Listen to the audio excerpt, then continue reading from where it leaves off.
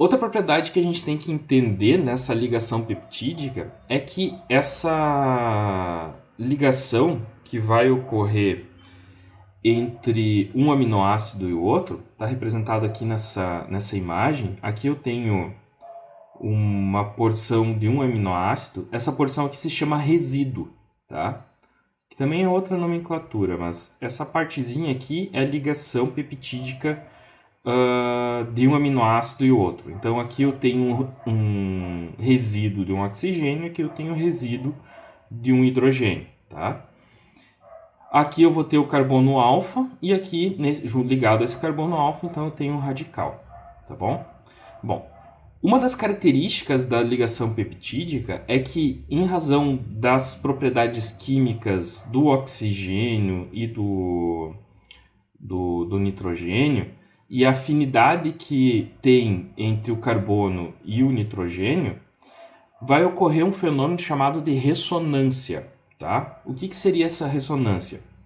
Mesmo sendo uma ligação dupla aqui, tanto o carbono como o nitrogênio eles vão ter uma maior afinidade. Então, eles vão deslocar um elétron que está formando essa ligação aqui para estabelecer uma ligação entre o carbono e o nitrogênio. E essa estrutura aqui, essa ligação peptídica, ela acaba adquirindo uma propriedade de uma ligação dupla. O que é uma ligação dupla? Uma ligação dupla é uma ligação mais rígida. Então, se eu tenho uma ligação simples, essa ligação simples permite que os átomos que estão ligados, eles girem entre um em relação ao outro. Se eu tenho uma ligação dupla, essa ligação dupla fixa esses átomos e faz com que eles não girem. Então, eles ficam unidos, eles não conseguem girar de um lado para o outro. Então, essa ligação dupla aqui torna a ligação peptídica uma ligação mais rígida. E o que vai conseguir girar nessa estrutura vai ser esse carbono alfa aqui, que está ligado, ele vai conseguir girar. E também a posição do oxigênio e hidrogênio também vai conseguir circular. Mas só que o nitrogênio e o carbono, esses dois átomos, não vão conseguir se mexer, tá?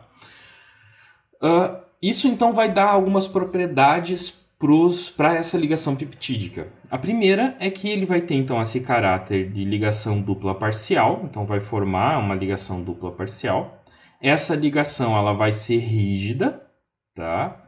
E ela vai dar uma configuração, ou uma configuração cis ou uma configuração trans, tá? Aqui eu tenho um exemplo de uma configuração trans, onde eu tenho ligação peptídica, e aqui eu vou ter um radical oposto ao outro. Tá? E aqui eu tenho uma conformação numa ligação cis. No entanto, se a gente for analisar os aminoácidos presentes em uma proteína, a maior proporção dos aminoácidos eles vão ter a configuração trans, eles não vão ter uma configuração cis.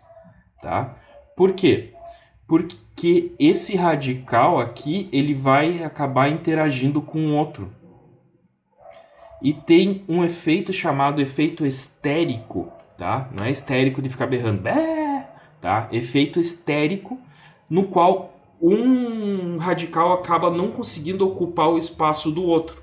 Então, na conformação, na organização dessa molécula, ele vai fazer com que uma parte gire numa posição oposta à outra. Tá? Isso é isomeria, isso é geometria molecular, então a gente não vai tratar disso, acho que vocês nem estudam isso dentro do conteúdo, mas o que a gente precisa entender é que esses aminoácidos eles vão ter uma ligação trans ou uma ligação cis, mas nas células, em maior proporção, vai ter moléculas com ligações trans, em razão desse efeito estéreo. Tá?